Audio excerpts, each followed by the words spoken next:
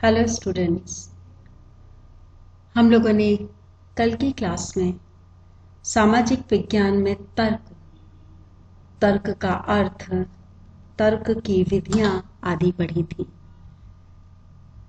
सामाजिक विज्ञान में तर्क के अर्थ को हमने स्पष्ट किया था और तर्क की प्रक्रिया से गुजरते हुए सत्य और प्रामाणिक निष्कर्ष प्राप्त करने के लिए किसी भी सामाजिक घटना का किस तरह से अध्ययन और विश्लेषण किया जाता है वैज्ञानिक पद्धति का प्रयोग करके, तब जब घटना के अध्ययन और विश्लेषण में क्रमबद्धता और तार्किकता पाई जाती है, तब हम कह सकते हैं कि सामाजिक विज्ञान में तर्क का प्रयोग किया गया है। इसके बाद हमने तर्कशास्त्र की विधियों को देखा था, जिसमें सहमति की विधि, अंतर की विधि, संयुक्त विधि, अवशेष विधि और सहविचरण विधि पर चर्चा की थी। बच्चों, आज की क्लास में हम तर्क की उपयोगिता पर प्रकाश डालेंगे। तर्क क्या है? तर्क के माध्यम से ही जिज्ञासु मानव ज्ञान प्राप्त करता है। जो भी ज्ञान प्राप्त करने की इच्छा रखता है, जो जिज्ञासा रखता है, जो चाह रखता है, वह तर्क के माध्यम से ही ज्ञान प्राप्त कर सकता है।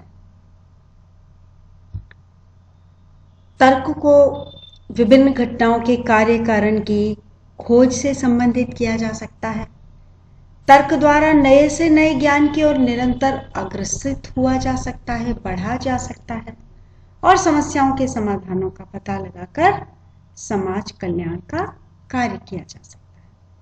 तो तर्क प्रमुखतः यूं माना जा सकता है कि शुद्ध और व्यावहारिक दृष्टिकोण से अगर देखें तो तर्क की निम्नलिखित उपयोगिता सामने आती है, जिसमें पहली उपयोगिता है अज्ञानता को दूर करना। तर्क को ज्ञान का आधार माना जा सकता है।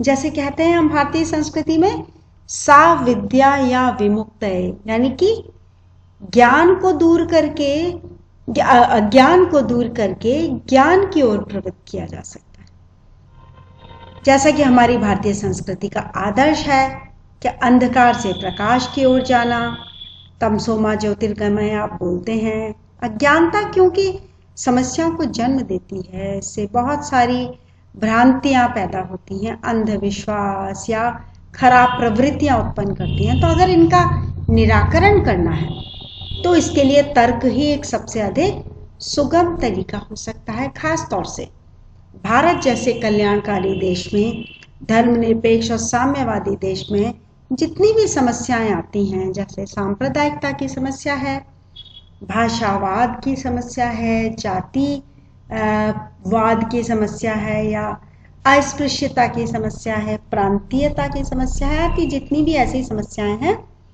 उनका निराकरण तार्किकता के द्वारा अज्ञान को दूर करके किया जा सकता है। तो यह तर्क की पहली उपयोगिता स्पष्ट होती है। दूसरी उपयोगिता है नवीन ज्ञान प्राप्त करना। तो तर्क एक ऐसी निरंतर चलने वाली प्रक्रिया है जिसका काम नवीन जानकारी और ज्ञान की खोज करना है, और तर्क निरंतर ज्ञान में वृद्धि करता रहता है।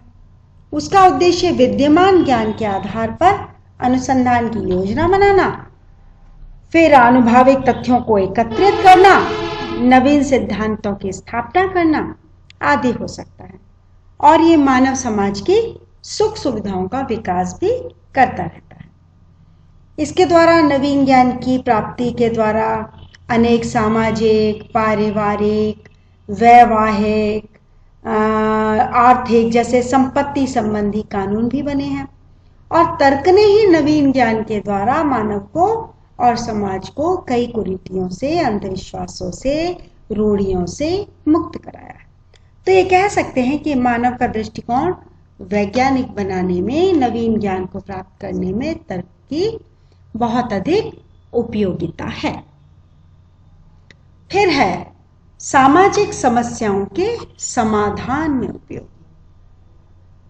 जैसे तर्क ने बहुत सारे महत्वपूर्ण और सामाजिक समस्याओं का निष्पक्ष समाधान भी प्रस्तुत किया है।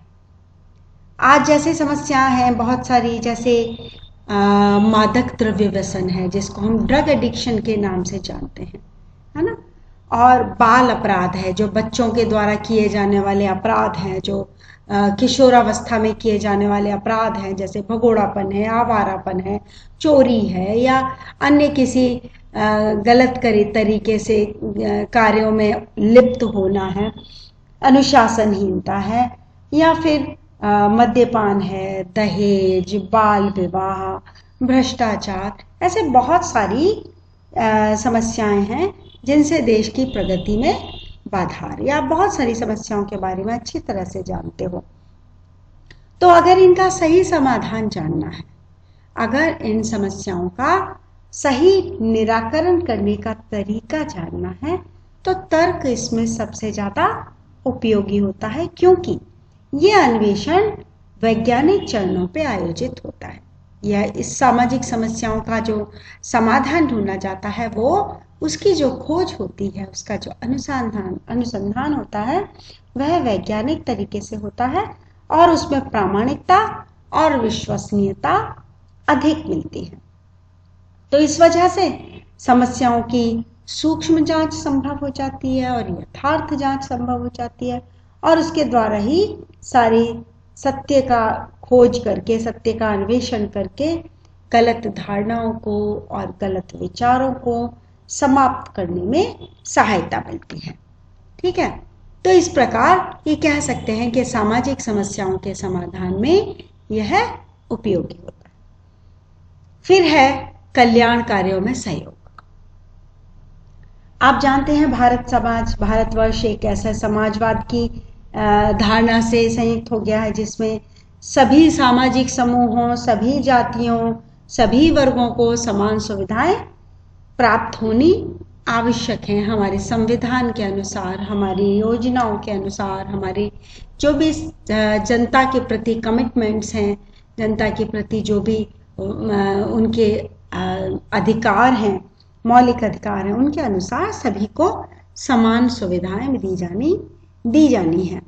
इसी तरह से जो जातियां किसी वजह से पिछड़ गई हैं, या जनजातीय समुदाय हैं, या कोई अयोग्य असमर्थ व्यक्ति हैं, उनकी स्थिति सुधारना भी आज देश का बहुत महत्वपूर्ण कर्तव्य है। तो इस सब कार्यों के लिए, कल्याण कार्यों के लिए नियोजन की आवश्यकता होती है, एक प्लानिंग की जरूरत होती है, जिससे कि अज्ञानता दूर हो सके।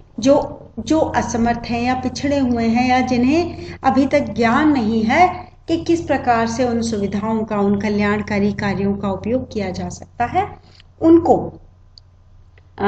उचित रोजगार के अवसर देकर या उनके हितों की रक्षा करते हुए उनकी अज्ञानता को दूर किया जा सके। तो जब वास्तव में उनकी आवश्यकता और समस्याओं से अवगत होते हैं वे स्वयं भी और अन्य व्यक्ति भी, तो उसके लिए तर्कपूर्ण अध्ययन ही किया जाता है, जो उनके समाज या उनके पर्यावरण, उनकी प्राकृतिक संपत्ति, उनके स्रोतों का क्रमबद्ध और व्यवस्थित वस्तु स्थिति की पूरी जानकारी देके कल्याण कार्यों को करने में योगदान प्रदान करता है। ठीक है, तो इस प्रकार कल्याण कार्यों का सहयोग किया जाता है, और यह तर्क की अगली उपयोगिता है। इसके बाद की उपयोगिता देखिए, सामाजिक नियंत्रण में सहायक। तर्कों द्वारा सामाजिक संगठन और जो सामाजिक व्यवस्था होती है, उससे संबंधित जितने भी कारक होते हैं, तत्व होते हैं या परिस्थितियां होती हैं, उन सबका अध्ययन किया जाता है। सामाजिक अव्यवस्था में उनके कारणों का पता लगाया जाता है, और फिर तर्कों द्वारा ही जो बताए गए कारक हैं उन पर नियंत्रण किया जाता है, और फिर सामाजिक व्यवस्था को बनाए रखने में सहायता मिलती है। इसी तरह से सामाजिक विघटन को नियंत्रित करने में भी अनुसंधान बहुत सहायक होता है, और समाज में जो संघर्ष होता है या विघटन होता है, असंतुलन पाया जाता है, या जो भी अव्यवस्था पाई जाती है, उनके कारणों का तर्कों द्वारा पता चल जाने से समय रहते उन पर काबू पाना संभव हो जाता है। तो इस प्रकार से देखा जा सकता है कि तर्क किस प्रकार से सामाजिक नियंत्रण में सहायक होते हैं, सामाजिक व्यवस्था को बनाए रखने में सहायक होते हैं। आज के लिए बस इतना ही। अगली तर्क की उपयोगिता हम बाकी की कल की क्लास में पढ़ेंगे। धन्यवाद।